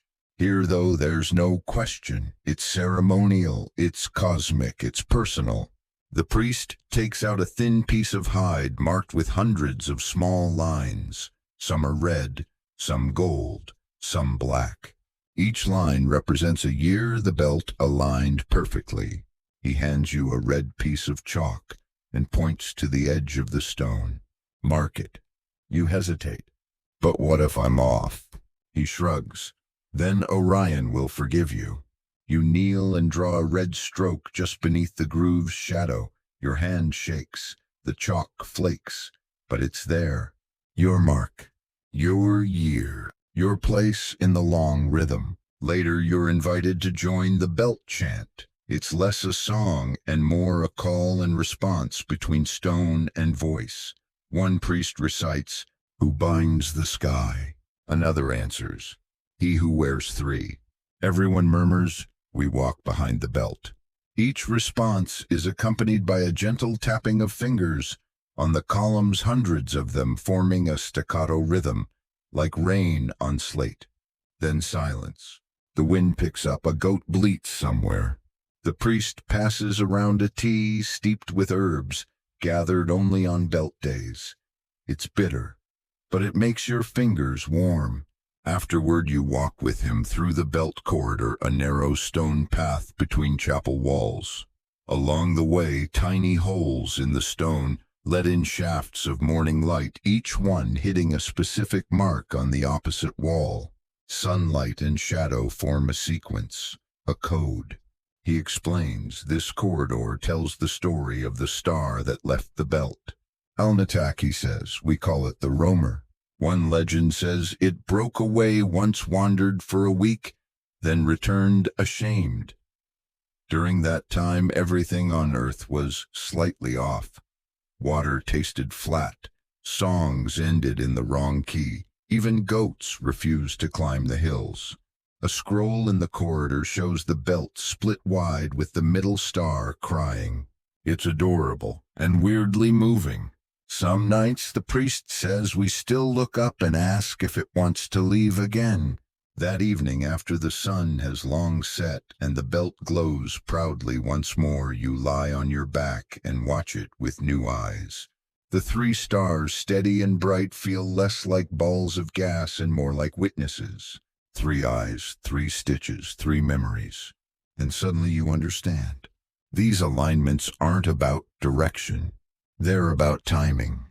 They're about reminding everyone on earth and above that we're still paying attention, that we're still trying to walk in step with the stars. And maybe, just maybe, they notice.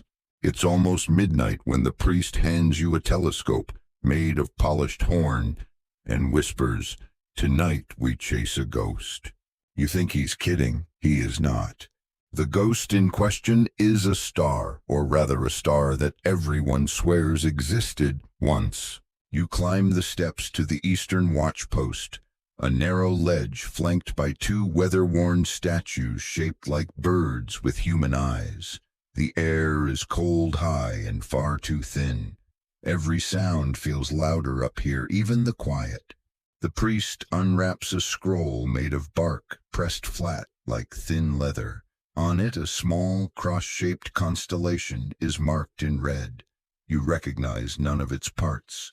At the center is a single name, Dabra Arata, the Unseen One. He points skyward, right there, between the weeping bowl and the tree of salt. You see a patch of darkness between two known constellations. Nothing unusual, nothing blinking, nothing moving. Exactly, he says. According to centuries of records, a star used to be there, bright, steady, revered, but now gone. No nova, no supernova, no record of explosion, just absence. Some say it never existed, the priest murmurs. Others say it left. Historians still argue whether the so-called lost star of Arata was real, misidentified, or a hallucination shared by multiple monastic orders. Theories range from a failed supernova to a bright comet misinterpreted as a star. Some even think it was a metaphor assigned to describe emotional voids. But here they remember it differently. He hands you a tiny carved tile. On it, the missing star, framed in gold leaf, worn smooth at the edges. This was in my grandfather's belt, the priest says. He never went stargazing without it, said it reminded him that even the stars could choose silence. You hold it in your palm, trying to imagine a night sky with one more point of light, just one that made people feel something worth recording. The priest opens a box containing dozens of testimonies, fragments of scrolls, clay discs, even stitched fabric, all referencing Dabra Arata. One says it sang. Another says it vanished during an eclipse and never returned. A third claims it carried a message for those with cracked teeth. You don't ask about that one. He takes you to a narrow corridor in the northern chapel. There, on the far wall, a faded fresco shows the heavens with a tiny golden dot just above a painted moon. Most visitors don't notice it. That's the last known map with Arata in it, he says. Painted by a blind monk who'd never seen the sky, but said the stars still talk to him. You both sit in silence, listening. And then he says something that chills you more than the wind. Sometimes when a new child is born during belt season, that part of the sky flickers. Just once, like it remembers. You look again. Still nothing. But you want to see it. You ache to see it. And maybe that's the point. Some records describe Arata as a gap of light. Others call it a thread snapped loose from the sky's weave. One scroll so old the ink has bled into the fibers simply says, "The star that became a question." Later that night you dream of it. It doesn't shine. It listens. The next morning the priest shows you an old practice, offering a line of salt across a page, then tracing stars into it with a single finger. You're to draw Arata, not how it looked, but how it feels. You hesitate. Then slowly you carve a spiral with a hollow center, empty, waiting. That the priest says nodding is exactly it. You ask if it will ever return. He gives the same shrug he always does. It was never ours to begin with. That evening you sit alone with the horn telescope. You stare at the space between stars. You wait, and for one heartbeat, you think you see something. A twitch, a flicker, a maybe, and that's enough. Because not all stars guide. Some teach you how to wonder. The storm comes without warning. One minute you're tracing sun patterns on a scroll soaked with old coffee stains. The next thunder cracks across the highland ridge like a falling drum. Rain, thick and sudden, pours in sideways sheets, turning stone steps into dark rivers. You scramble beneath a thatched awning beside the chapel, water cascading past your ears. And the priest. He's standing in it, face turned up, laughing. "It's a cloud fight," he shouts. "Quick, bring the scrolls." Wait, what? Soon you and 3 soaked acolytes are dragging out a bundle wrapped in goat leather. Inside, brittle pages warm from fire storage, each etched with delicate swirls and lined with tiny star clusters. Only now you realize something odd. They're not maps of the night sky. They're maps of the clouds. "These are the scrolls of the arguing sky," the priest says, holding one high. Each line is a memory of how the stars hid. You stare. The drawings are strange shapes of stars, half obscured by loops, waves, jagged veils. Cloud formations, rain veils, dust storms, and the symbols beside them. Tiny predictions. Rain before new moon, yes. Thunder, but no wind, no goats born. Cloud serpent over Orion, 5 days of fog. This is a weather archive, but not just any weather. It's emotional weather. Historians still argue whether these scrolls were practical meteorological records, ritual guides, or pure folklore. Some say they represent early atmospheric science. Others believe they were mood calendars, ways of expressing how the sky made the people feel. The priest spreads one scroll out beneath the dripping awning. The ink has held up miraculously. He traces a spiral. "This was the year the stars bickered," he says. "Too many clouds. Everyone misheard the sky." You're not sure what that means, but you nod anyway. He pulls another scroll. This one has an entire poem written beside the cloudy constellation. "The stars hid behind the breath of cows. The rain came like an apology, and we forgave the moon for looking smug." You read it twice. The priest chuckles. That was a bad harvest, but a good year for stories. Lightning forks behind him. Thunder answers. The wind whistles through the chapel corridor, and a scroll catches air, tumbling into a puddle. You lunge for it, but the priest stops you. "Let it soak," he says. Some ink needs weather to say what it meant. Later, as the rain softens to a gentle patter, you're invited to participate in the cloud ceremony. It's simple. Pick a scroll. Wait for a cloud. Name what the stars are trying to say through the cloud. You choose a small scroll with a jagged arc labeled Yeshua's elbow. The corresponding cloud overhead swirls like smoke curling from a teacup. Your interpretation. The stars are pouting, but only slightly. The acolytes nod solemnly. The crooked scribe claps. The priest grins. "Good, now write it down." You do. And now your line joins the others. Years from now, someone may read it and wonder what kind of day you saw, what kind of stars you believed in. That night, after the rain has stopped and the frogs have begun their midnight songs, the priest shows you the oldest scroll of all. Just 5 symbols. A circle, a wave, a smudge, a single dot, a question mark. No one remembers what it means, he says, but we know the night it was drawn. The clouds wept for 3 hours, and a star we'd never named smiled once, then vanished. You trace your fingers over the smudge. It's soft, almost warm. You ask what to do with weather that doesn't make sense. "Give it a story," the priest says. "Then you'll understand it better, because clouds don't hide the stars. They just remind you to listen more carefully." The chapel is unusually quiet tonight. No bells, no chants, just the low crackle of a single oil lamp and the occasional scuffle of mice in the rafters. The priest meets you in the map room, though tonight it's not filled with scrolls or bones or cloud charts. It's filled with angels. Well, sort of. Laid out across the floor are star diagrams, spirals, clusters, constellations, each carefully pinned to bark sheets or hide parchment. But instead of technical names or celestial coordinates, each map bears the name of an angel. Don't look for wings, the priest says.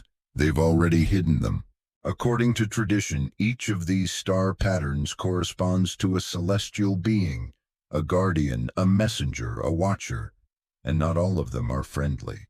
That one, he says, pointing to a jagged pattern of 7 stars, is Gebrel Amlak. He listens but never speaks. Bad for courtships. You raise a brow. That one, he gestures to a spiral. That's Raphael's drift. She only appears when someone's lying in public. You try to ask how they came to know this, how they assigned angelic identities to these sky patterns. He shrugs. They revealed themselves, we just wrote it down. You kneel beside one map shaped like an open palm, 5 stars in an arc, each with a tiny red dot beside it. Who's this? Azana's regret, the priest says softly. Fell during a battle, now hides in the wind. It's more myth than astronomy, but not in the dismissive sense. These aren't just metaphors, they're cosmic biographies. Each angel star has its own temperament. Some are prankish, some quiet, some dangerous, and some are missing. One scroll shows a diagram of 14 stars arranged in a lopsided oval, but 3 of them are left blank, empty circles with no ink. These, the priest says, are the angels in hiding. He lowers his voice. Some say they became stars. Some say they fell too far. Some say they're still watching, just from behind the dark. Historians still argue whether these associations between stars and angels stem from ancient Jewish, Islamic, or local apocryphal texts, or if they developed independently as a way to personalize sky watching. Whatever their origin, the priests treat them as real presences, not symbolic but relational. Later, you're taken to the echo chamber. It's not a room, it's a courtyard hemmed in by stone walls, acoustically perfect. Any whisper echoes 7 times. Here, they speak the names of the angel stars. Not aloud, not with voice, but in breath. The priest leans close. Breathe it, don't say it. You try. Whisper, breathing a name you've never heard before, Zarawiel. And the wind carries it back, multiplied softer each time. Do it right, he says, and the star hears you. This ritual isn't about summoning, it's about recognition. Later that night you watch the stars from the courtyard roof. The priest gives you a candle, a chalkboard, and a single instruction. Choose one, name its silence. You look up. There are so many to choose from. But just one blinks in a way that feels deliberate. You draw its place on the board, hesitate, then write Lemuel's weight. You don't know why. But the priest looks at it, then nods. Yes, that's what she does. You think you understand now. The stars are not gods. They're stories, personalities, wounds, promises. And when the priests named them for angels, they weren't idolizing them. They were making them reachable. Because when the sky is filled with watchers, you're never truly alone. Even if they're hiding, even if they only whisper back in breath. The chapel floor creaks beneath your feet, not because it's old, though it is, but because you're walking on something you weren't supposed to find. It starts with a draft. You're in the southern transept helping the crooked scribe clean soot off a lantern, when a gust of wind brushes past your ankle. There shouldn't be any wind. There are no windows. You crouch, brush away dust. There, under a faded rug and a crooked bench, is a stone slab barely outlined with a faint handle carved into the middle. The scribe sees your face, then grins. Oh, he says, you found her. Before you can ask, he's already kneeling beside you, prying the slab up with a curved blade. It groans but lifts, revealing a narrow stairwell leading down into shadow. He doesn't grab a lantern, doesn't warn you. He just says, "Come." The air grows colder as you descend, musty, dry, smells of chalk and smoke and the ghost of citrus. You reach a landing where the only light is the flickering glow from a hollowed-out gemstone embedded in the ceiling. "It's not magic," he mutters, "just quartz, but it feels like magic." You step into a small room and stop. You're surrounded by maps. Not scrolls, not bark sheets, but walls.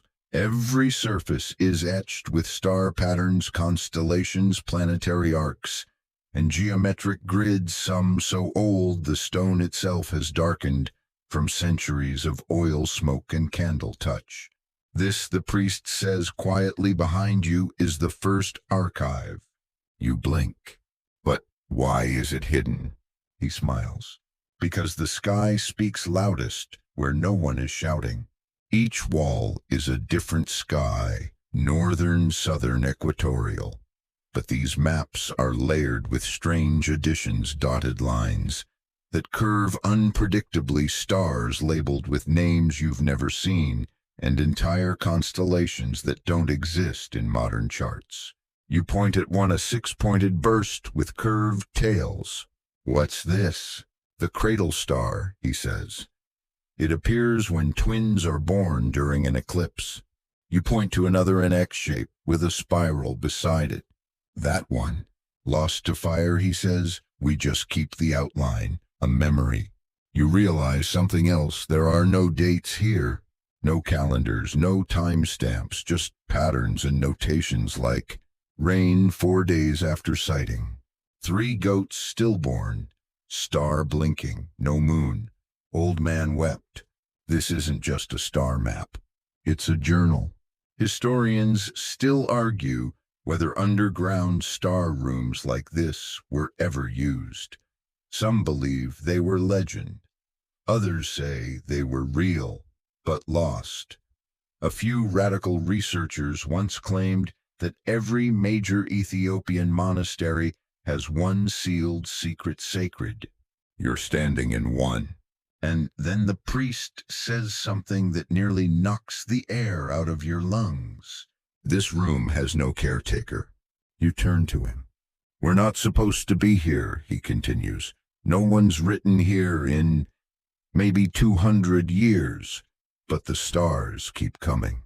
You ask why it was sealed. He pauses, for the first time unsure. "Some say the stars in this room became too accurate, that people used them to predict death, that they wrote down truths no one wanted to live with." He lights a candle and points to the ceiling. You tilt your head back. A perfect, painstaking recreation of the night sky is etched into the stone above you, studded with quartz shards for stars, gold dust in the arcs of the planets. It's the most beautiful thing you've ever seen. And then you see one star that isn't etched, just painted. Black. Empty. "What's that one?" you ask. He doesn't answer, just blows out the candle. The room goes dark, but not empty. You feel the stars above you even without light. You feel their presence, their press, their memory. When the candle is relit, the priest leads you to a small alcove at the back. Inside is a single drawer, no lock, no label. You open it. Inside scrolls, unmarked, unfinished, blank but not empty. Those, he says, are waiting for someone who understands what silence says. You don't take one, but you leave a mark, a small star, your own. Because when you walk away from the secret map room, you know something. Not all records are meant to be seen. Some are meant to be felt. And sometimes the deepest truths. Live underground. Tonight's gathering is dimly lit and unusually tense. The room, one of the smaller side chapels normally used for quiet chants, feels like it's holding its breath. Oil lamps flicker. Scrolls lie open on every surface. and in the center 2 priests stare each other down across a low table scattered with powdered mica and fragments of star maps. You're seated on a worn cushion between them. A peace offering. A witness, a very confused guest. Either way, you're about to witness one of the monastery's most sacred and, let's be honest, gossipy rituals. The debate of the dust. Not there, the younger priest says, sharply stabbing at a grainy map drawn in gold lines. The Milky Way begins here past the fish's throat, near the river's ear. The older priest leans back and snorts. That's nonsense. The fish's throat curves north in winter. Your river's ear was a cloud. A third priest walks in quietly, sets down a bowl of hot coals, and says nothing, just lets the smoke rise. It curls between the debaters like a referee. Welcome to the argument over where the Milky Way actually starts. Historians still argue the same thing. In modern astronomy, the Milky Way is a massive spiral galaxy, and from Earth we see its concentrated disk as a luminous band stretching across the night sky. But different cultures interpret its starting point differently. Some begin at Sagittarius, others at Cygnus or Orion.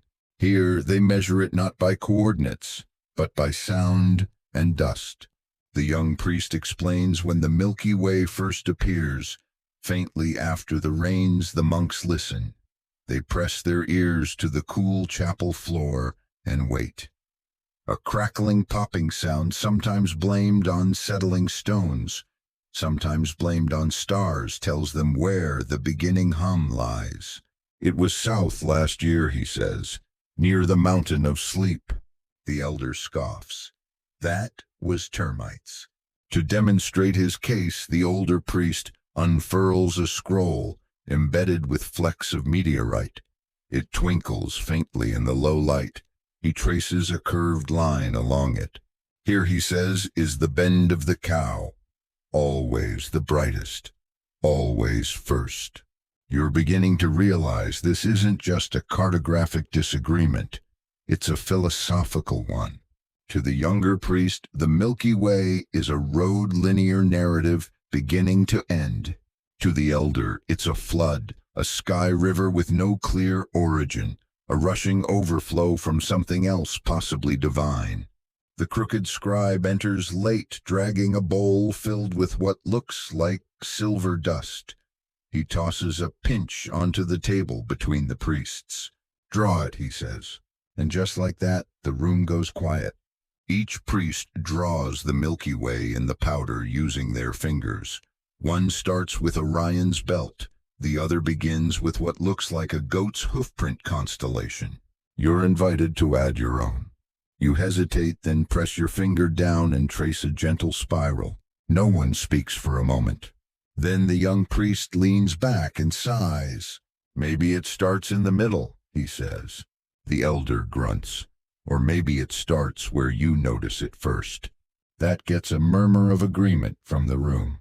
They brush the dust away gently. Someone lights incense. The debate dissolves into tea and a quiet chant, half song, half breath.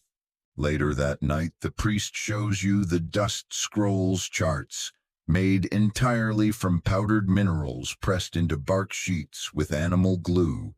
They shimmer faintly under candlelight, forming radiant threads across black surfaces. These maps, he says, aren't copied. They're listened to.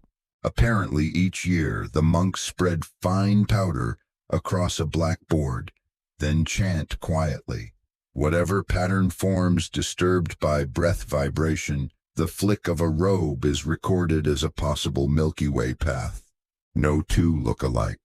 You trace one that swirls off-center like a spiral galaxy seen side-on. Another cuts in a jagged line like lightning. That one's labeled Sky River with too many opinions. By the time the room empties, you feel like you've witnessed something bigger than disagreement. You've seen intimacy with mystery. Because when you don't know where something begins, you pay more attention to where it's been. And sometimes that's how you learn to follow it. They hand you a dried locust. Just hand it to you like it's a cup of tea or a ceremonial bell. It's for Venus, the priest says. You stare at the insect. Its wings are spread wide, lacquered with what looks like ash and crushed pearl. Its legs are tucked and painted faintly red. You hold it delicately between two fingers. Why does Venus need a bug? He smiles. Because she gives warnings, and sometimes she brings them. Welcome to Insect-Based Celestial Prophecy. Tonight's lesson, how to predict a locust swarm based on the behavior of Venus. You didn't see that one coming. The priest leads you to the agricultural records chamber, less ornate than the star rooms, but equally sacred. Inside are bundles of scrolls tied with stalks of barley, stacked by season, some in jars, some in hollow gourds. He unrolls one slowly. The parchment is brittle and smells like rain-soaked earth. The writing isn't decorative, just efficient.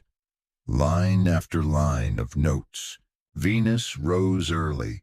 Chickens restless, almond trees bloomed, Venus dimmed. 3 nights, goats screamed in sleep, Venus fell behind the ridge. Swarm came 7 days later. You raise your eyebrows. Coincidence, you ask. The crooked scribe, who somehow appeared with tea, just shrugs. Coincidence that works is called wisdom. Historians still argue whether these Venus-locust connections were environmental pattern recognition or just superstition, but the records are strangely consistent. When Venus rises sharply bright in the pre-dawn sky and lingers longer than usual, locust activity tends to follow, at least according to hundreds of years of notes. Think of her as the lantern before the warning, the priest says. She never causes the swarm, she just lights the way. He shows you the Venus table, a carved wooden slab with lines, dots, and ridges. You run your hands along it and realize it's a tactile calendar. Each groove represents a Venus phase: morning star, evening star, invisibility.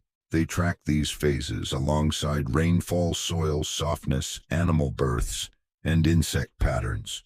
A tiny pin is moved between grooves as the season unfolds. Where's the pin now, you ask? He frowns. Between stings and silence. That doesn't sound promising. Later, you're taken to a hill just beyond the chapel's rear wall. It overlooks a cluster of grain fields. You crouch beside a circle of stones where the Venus watchers gather, a small group of older priests, quiet and stern, each holding a copper mirror. They don't speak, they just stare toward the eastern sky. You join them. It takes a while, but there she is, Venus. Low, white, burning clean through the atmosphere. She pulses. Not blinks, pulses. Like she's breathing. You glance at the mirror. Her reflection vibrates slightly in the polished surface. That shimmer, a watcher says softly, means the insects are listening. You don't know what that means, but it feels important. Back in the chapel, you're invited to place your locust on the Venus shelf. It's a small alcove filled with dozens of painted bugs, each one different, each representing a year, a pattern, a prediction. You ask what happens when Venus gives no signs. The priest shrugs. We listen harder. He shows you one final scroll hidden behind a bundle of grain-bound prayer pages. On it, a crude drawing of Venus sitting on a throne of wings surrounded by stars shaped like beetles. Below it, just one phrase: she glows before the hunger. It's not fear-based, it's reverence. Venus doesn't threaten. She warns. She prepares. And here among fields and stars, locusts and logic, that's enough. Before sleep, you peer out your window one last time. There she is. Venus, bright, steady, watching, waiting. And somewhere in the dark, the wings are starting to buzz. You knew this moment would come. They hand you the reed pen. No chant, no ceremony, no cosmic fanfare. Just a long, quiet stare from the crooked scribe as he slides a blank scroll toward you and says, "Now we'll see what kind of sky lives in your hands." You sit cross-legged on the floor of the Western Chapel, lit only by two stubby candles and the faint halo of stars through the open ceiling. The parchment is smooth, thick, and slightly curved, likely from being rolled inside a bone tube for years. The ink is dark and earthy, made from walnut husk goat's milk, and something metallic that leaves a faint shimmer in the firelight. You dip the reed pen, and wait. You've been watching the stars for weeks, mapping, dreaming, copying, listening, but now the blank space in front of you feels heavier, like a mirror that doesn't reflect yet. The priest sits nearby, watching, not saying a word. You begin. A single dot, your anchor, then another, and another. You don't draw actual constellations. You let your fingers follow memory, shapes you've felt more than seen. That night the belt aligned. The crooked arc of the fish near the rain star, the maybe flicker of a rada. You make loops, connect points, erase them. The ink leaves a ghost stain behind, like a memory refusing to fade. You pause halfway through a curve and ask, "What if I'm wrong?" The priest shrugs. So is the sky sometimes. Still shows up. You draw again. Eventually a shape emerges. Not perfect, not symmetrical, but honest. A spiral with a bent tail, 5 dots, 1 cross, a cluster of stars that leans sideways, almost embarrassed. The crooked scribe walks over, looks once, then twice. Then it's a wandering hymn. You blink. What? He points to the center cluster. That's a common root. Seen it before, but the tail, that's new. And the curve here, he traces it lightly with his fingernail. That's how storms used to look before the belt changed its tilt. You had no idea. He nods. That's why you're drawing. Historians still argue whether these personalized maps were part of a collective archive or simple meditative exercises. Some believe each novice was asked to record a sky from the inside, a visual interpretation of their own rhythm of star memory. Others suggest the scrolls were teaching tools to test both discipline and imagination. Here it's both. The priest takes your scroll, dries it over a flame, then seals it with a stamp made of carved shit. He tucks it into a box filled with others, some old, cracked, faded. One drawn in charcoal, another in red berry juice. He says most are never read again, but they matter. You're handed a second scroll. Not blank, not empty. Moving. The lines shift just slightly, like an illusion or a mirage. You realize it's a practice scroll, one of the ancient animated charts used for training the eye to catch micro-movements in the stars. As you tilt it, stars align, then drift. Spirals tighten, then open. The priest grins. Try copying this one. You do. It's maddening. Every time you look up to draw, the scroll changes, like it's breathing, like it knows. You ask, "How do you ever get it right?" He replies, "You don't. You just get closer. You work until your fingers cramp and your eyes blur. When you finally look up, the scribe is asleep against a stack of goatskin folios, snoring softly. The priest is gone. You're alone with the stars and your scroll. The ink is drying now. The stars are quieter. But your map, it hums, just faintly, like it remembers what you were trying to say. And maybe that's all a star map ever really is. Not a command, not a claim, just a quiet attempt to remember where the light was, and maybe where it might be again. Twilight stretches long across the valley. Everything is gold. Even the dust feels lit from within, The shadows of fig trees curl across the chapel walls like script from a forgotten language. You are tired, but it's the good kind of tired, the kind that hums deep in your bones, like you've been running with the stars and they finally let you rest. The priest finds you in the upper cloister sitting beside a basin filled with rainwater. You've been watching the reflection of the sky upside down and rippling. He joins you without a word and hands you a small vial glass, stoppered heavy, inside ink the color of a storm. This is the last one, he says. It's only used for what can't be said. You don't ask what that means, you just nod. He leads you to the west alcove, a half-collapsed passage used now for solitude, not ceremony. On the wall, a blank panel of smooth, pale limestone, surrounded by decades, maybe centuries, of layered star drawings. But this section is empty, waiting. This is for the ones who don't return, the priest says. He doesn't elaborate. You open the vial. The ink smells like wind and stone. You raise the reed pen and hesitate. You ask, do I have to name them? He shakes his head. Just mark the ones you felt. So you draw, not constellations, not symbols, just moments.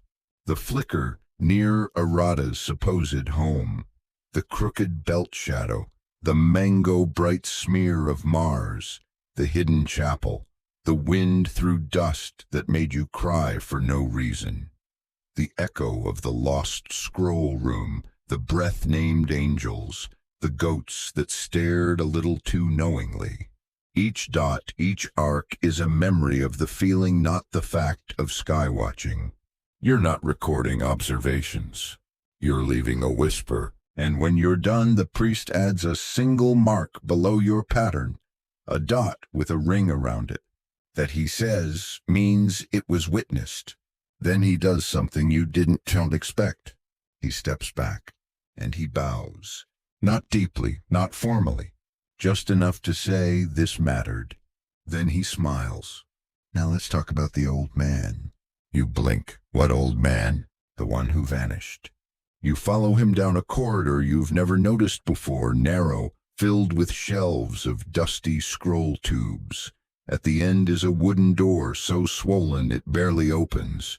Behind it a room lit by 4 lanterns and a single shaft of starlight through a carved slit in the roof.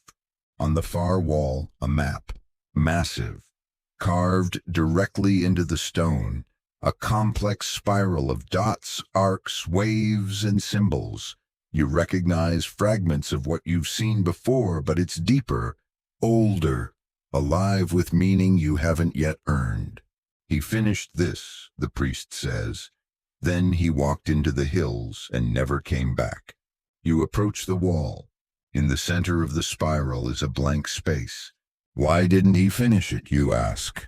The priest smiles. Because he wanted someone else to add their part. You stare at it. That hollow spiral center. You realize it's not an absence. It's an invitation. The crooked scribe walks in holding a bowl of fruit. Still trying to name the unspeakable, he says, chewing a fig. The priest chuckles. No, just offering a place for it. You sleep that night beneath the star-slit roof, your scroll wrapped tightly beneath your pillow. You dream of walking through stars that shift with every step. You dream of Arata blinking back into view just for a second. You dream of the bell ringing, not for time, but for joy. And in the dream, you leave no map, just footprints, faint but certain. You wake to bird song and the distant clatter of sandals on stone. But today, no one comes to fetch you. No chant stirs the air. No crooked scribe smacks your ankle with a stick. You're alone. You dress slowly, winding your shawl with the care of someone not in a rush to get anywhere. The monastery feels different this morning, lighter somehow, like it exhaled while you slept. You step out into the courtyard. There the priest is sitting with his back against the lion-carved water basin, face turned skyward, eyes closed. He hears you but doesn't open his eyes. Last walk, he says softly. Come. You walk without asking where. Past the chapel. Past the shrine of the angel stars. Past the goat pens where one familiar goat snorts in your direction like she's not ready to say goodbye either. You follow him up a narrow path flanked by dry grasses, cracked stone, and old waymarkers covered in lichen. At the top, a clearing. A round one, too perfect to be natural. Observation circle, he says. The first one. The earth is scorched black with soot, embedded with shell chips, bone fragments, and obsidian flakes. You can feel it hum. He kneels, brushes away dust. There, etched into the center stone, is a symbol you recognize. Your own star map. From nights ago, the spiral, the crooked tail, the cluster of silence. You kneel beside it. I didn't carve this, you whisper. No, he says, but someone dreamed it. Maybe you, maybe the sky. He places a hand on your shoulder. Look up. You do. The sky is blue, soft, morning clear, no stars. But you can still see them, each one burned into your mind's eye like old friends. Arata's maybe flicker, Orion's belt, Mars smug and juicy, the ghost crosses, the laughing hyenas. He holds out a small scroll, unmarked. Last task, he says, write what you saw, not for us, for you. You take it, but you don't unroll it. Not yet. Instead, you sit in the center of the circle. Let your fingers rest on the stone. Feel the pulse of memory. Then the wind shifts, and you hear it. The sky, not speaking, not shouting, just existing and letting you listen. The priest stands brushing dust from his robe. He doesn't say goodbye. He doesn't need to. You close your eyes, just for a second. When you open them, he's gone, but the wind is still moving. The stars are still watching. And now, you know what they've been waiting for. You rise, one step, then another, down the path, back through memory, back through light, back through you. You're walking the heavens now, and somewhere in the silence, a star begins to hum. Let's let everything slow down now. No more climbing, no more ink, no more goat-footed stars or mango-bright Mars. Just stillness. You're back in your own bed now, wherever that may be. The room is dim, the air just cool enough, your breath soft and steady. Maybe your legs are a little tangled in the blanket. Maybe the pillow has finally found the right shape under your cheek. You've just returned from a journey across time and stars and memory, following the footsteps of priests who didn't just watch the sky, they listened to it. You've mapped the silence, laughed with hyenas, marked a star that may never have existed and loved it anyway. Let your body sink now. There's nothing else to find tonight. No more scrolls, no more chants. Just the soft weight of your own breath and the faint, quiet idea that maybe, just maybe, there's a star out there with your name, one that blinks a little differently when you think of it. Let that thought drift. Let it pull you gently into the soft current of sleep. No need to hold it. It'll still be there in the morning, right where you left it. Good night. Sweet dreams. End of script. Sweet dreams.